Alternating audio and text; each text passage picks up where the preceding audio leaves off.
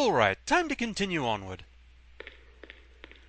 We have the interview archives key, so time to go put that to use. And that's up here on the second floor.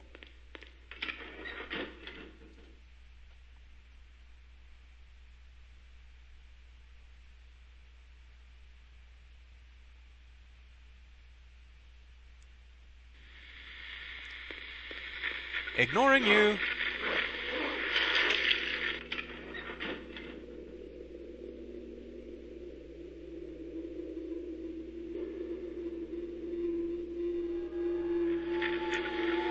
And definitely ignoring you.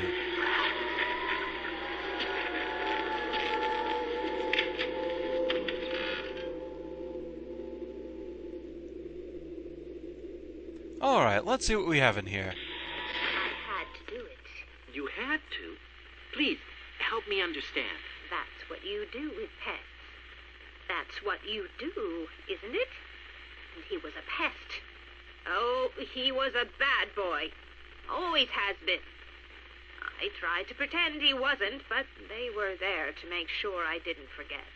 They? The people in the mirrors. They see it all. What's really going on. And it was their idea? Yes. They saw the devil inside of him. I had to kill him. My responsibility. My flesh and blood. I brought him into this world, so I had to take him out of it. Good wombs can bear bad sons, they say. I know you think what I did was wrong. I just want to understand. Helen. No. You want to keep me locked up, Doctor. But you can't. I can leave whenever I want. I can step through that mirror and into their world. This world is just a daydream. Helen? When will they bring me my boy? Well, alright then. So, let's look around here a bit. Old audio tape reels, no use to me. TV! Yay!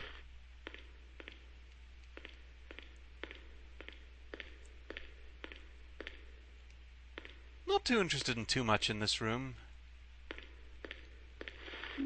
Shotgun ammo, though, that is always nice to have. With that, I think all that's really left is to go ahead and go through the mirror.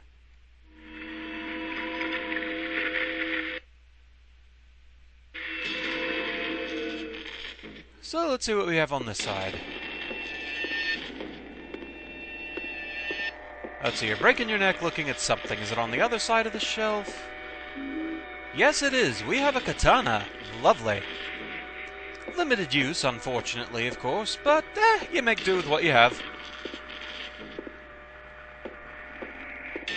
Okay, that was just looking at the door. I think that's all he's interested in at this point. Okay.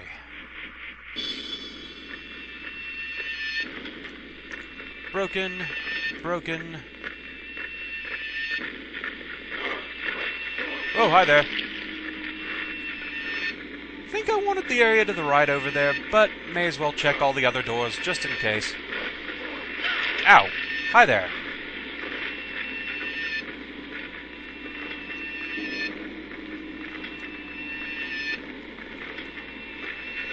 Is that all the doors?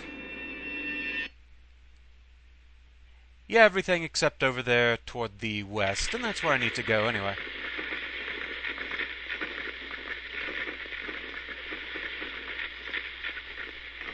Okay, no getting in there. Or there. So, we just need this way. Blasted straitjackets, man, they're everywhere. Okay, no getting in the polio ward. And world ends here. Yeah, no getting past that. Old and rusted, no kidding. So all we can really do is go downstairs.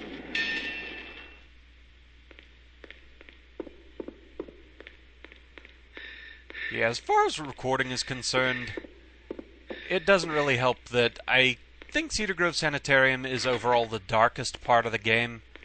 So, I hope it all records well enough to where people can see what's going on by the time this gets posted.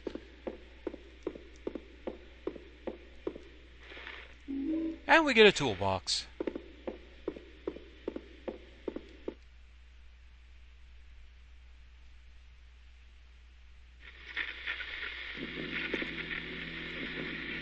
So here we are down in the basement again.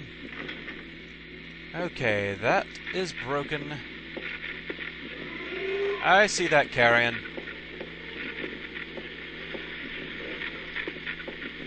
Unfortunately, I think I'm going to have to basically tank a hit, or not. Graceful, you were not. So let's play Ratchet and Clank. Wrench! Wrench in your face. Or your back, or whatever it is. It's hard to tell with carrion. Alright, there's a storeroom in there that we're going to need on the return trip. And this way is largely barred off. Alright.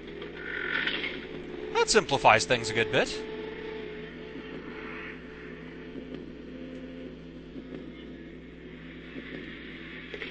We just need to get down this hallway.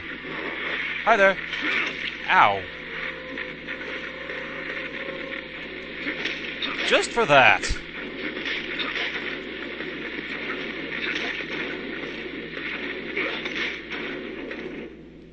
The wrench works pretty well.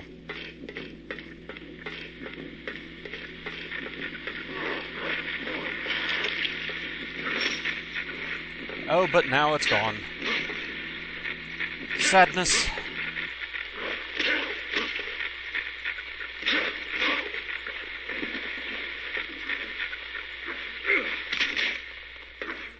Alright. Make sure I'm still going the right way. Yes. Alright. It can be easy to get turned around down here. And the floor is squishy. I think I got turned around again. There we go. That's the way I need to go. Right. Go ahead and melee up.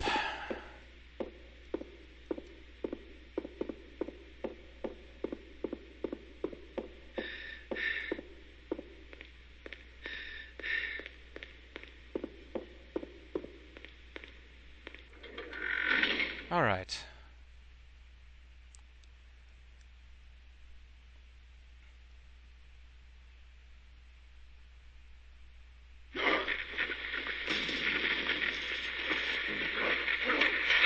Oh, I ran too far.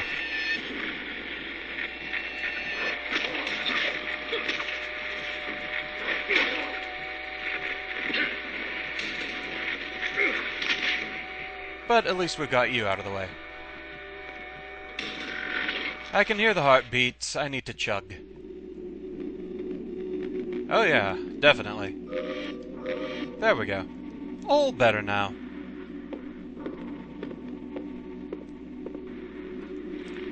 We get a baton. And a note. Medications. Do not mess up. Room 1, Trizanthium. Room 2, Natium. Room 3, Oporium. Room 4, Solorium. Room 5, Natium. Remember, pills only for patients. Thankfully, it's all nicely color-coded for our convenience. So now we need to see just who inhabits each of those rooms. I don't think there's anything else of interest out here. I just want to check real quick, see if he breaks his neck looking at anything. Doesn't seem to be. So, room 1.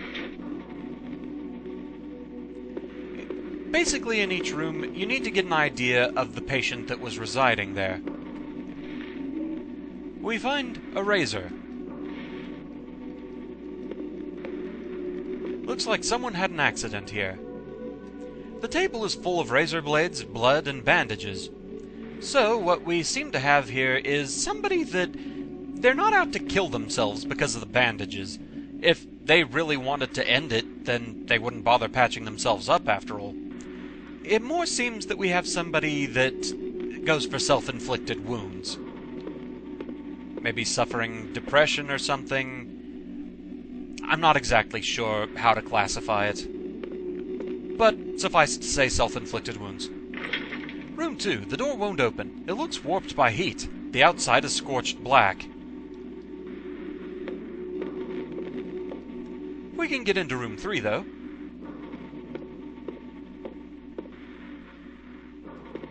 A dressmaker's dummy.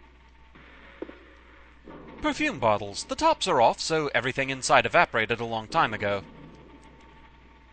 Nothing that seems out of place until you consider we are in the male seclusion ward, so we have a guy that wants to feel pretty. Nothing major in today's day and age. It's certainly not something that would get you locked up, but you have to bear in mind, the events of the game we're playing right now took place in the 70s, and the events of the sanitarium long before that even. So it was a different time where cross-dressing and such, we'll go with that because that's mostly what it seems to be, like gender disassociation or whatever. That might have been seen as a more serious problem than it would be considered today. So, room 3, we'll just go with cross-dressing. Room 4. The door is heavily barred. And that's all we're going to learn about that one. So, room 5.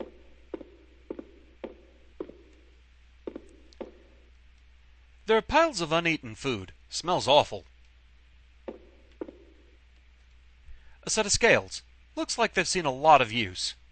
So we have someone here obsessed with their weight. They keep checking it, and they don't eat the food that they have. It's some sort of eating disorder, that much I know, but I always mix up which is which between anorexia or bulimia, so I'm not sure which this would be closer to. So, anyway, we know about the patients in these various rooms. And we know the pills they're supposed to get. This smells like an incoming puzzle.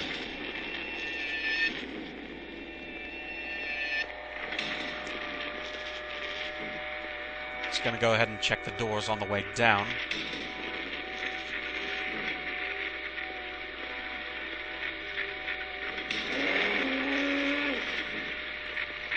I hear a nurse. Oh, and I'm unarmed.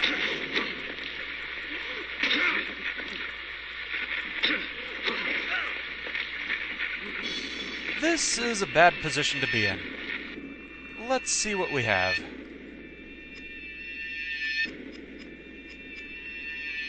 Tire iron. That seems promising.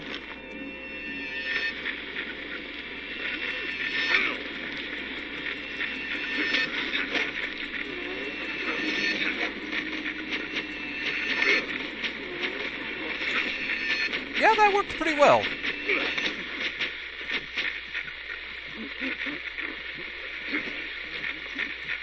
You're getting back up.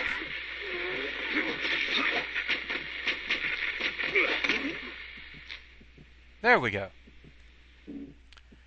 Alright, that was a bit messier than I would have liked. How many of these do I have? 2. I'll save those for now. I'm sure we'll find more health stuff. Alright. I hadn't realized that there were 2 of them there, and that I had forgotten to equip another melee weapon after the jagged wood broke. So, that was a bit of a mess. Okay. It looks more important than that, but apparently it's just junk. Hey, Travis is the professional protagonist here, so I'll trust his judgment on this. Anything else over here of interest?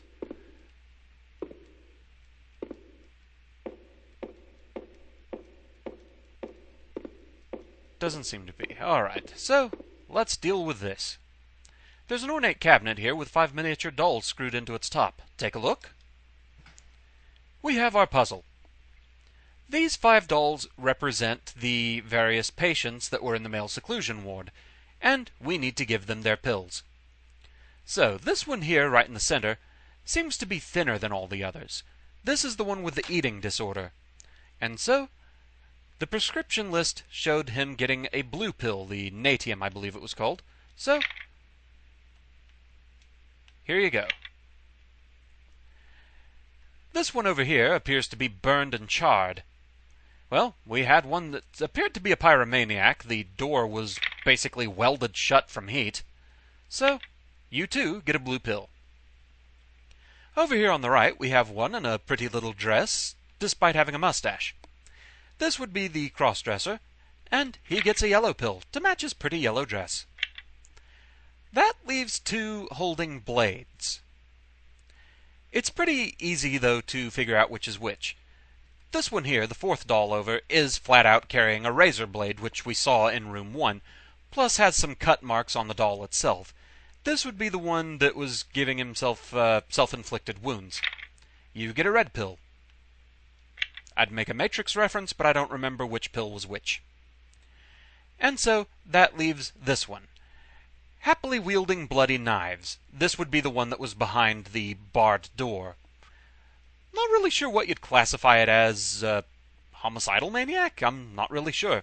Either way, it makes the dissonance between the conditions of the patients pretty weird. I mean, we've got two very dangerous ones, a pyromaniac and just a violent psychopath with knives.